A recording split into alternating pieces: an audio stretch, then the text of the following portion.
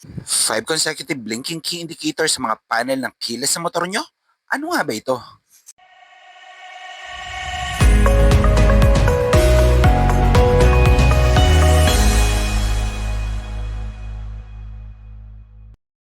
Magandang araw mga Lodi.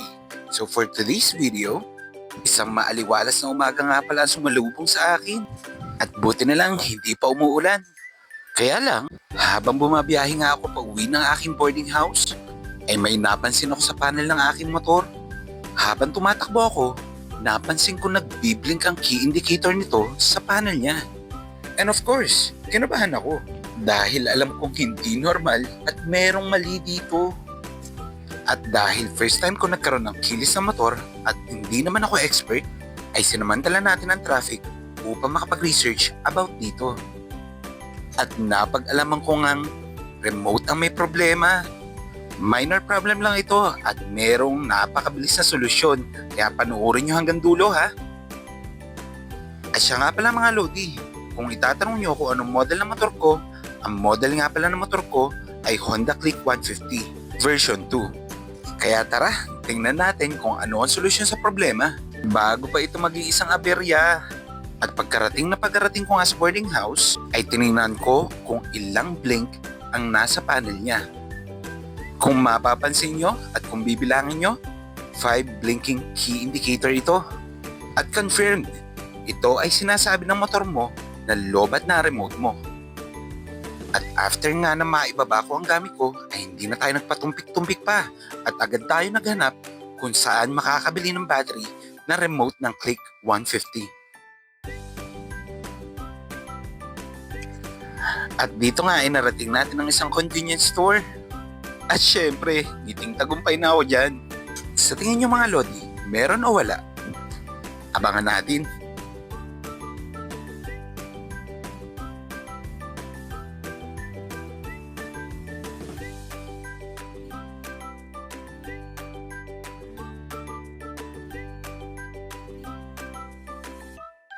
Good morning. Meron kayong battery na 2032?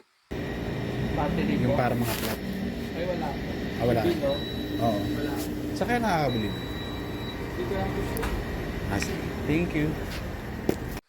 And unfortunately, wala sa convenience store na to. Pero salamat pa rin sa pag-assist. Shoutout nga pala sa'yo kuya. At bigla ko naisipan kung meron sa palengke sa mga nag-aayos ng relo. At sa wakas, hindi nga tayo nabigo at meron nga. At pagkatapos ko nga bumili, ay umuwi agad ako ng boarding house para maikabit ito. At agad ko nga iginayak ang gagamitin ko sa pagpapalit ng battery ng remote. Una ay ang battery, which is CR2032. Pangalawa ay 5 peso coin. Ang pangatlo ay papel upang hindi magasgas ang mga remote nyo.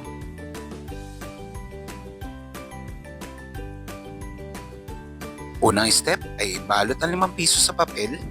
After ibalot ay may makikita yung kanal sa remote nyo. Itutok nyo lang at i-twist. Aangat na yan ng kusa. At once open na, dito nyo na makikita ang loob ng inyong remote, which is makikita nyo na rin ang battery na papalitan nyo. At since wala akong forceps, kailangan natin maging resourceful. At dito nga ay gumamit ako ng ballpen upang masungkit palabas ang battery.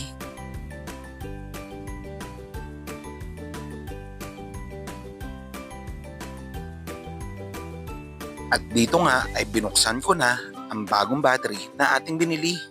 Mabilis nga lang pala ang pagkakabit nito mga Lodi at lagi niyong tatandaan kung paano nyo tinanggal, ganun nyo din ibabalik.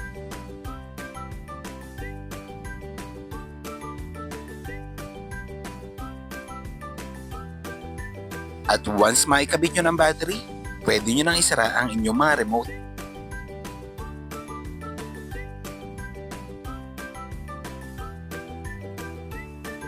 At syempre, huwag niyong kalimutang i-test kung gumagana nga ba ito. All set na tayo mga Lodi. At perfect, gumagana ang battery na ating kinabit. At moment of truth na tayo. Titingnan natin kung gumagana na ba at nawala na ang 5 blinking key indicator sa ating motor.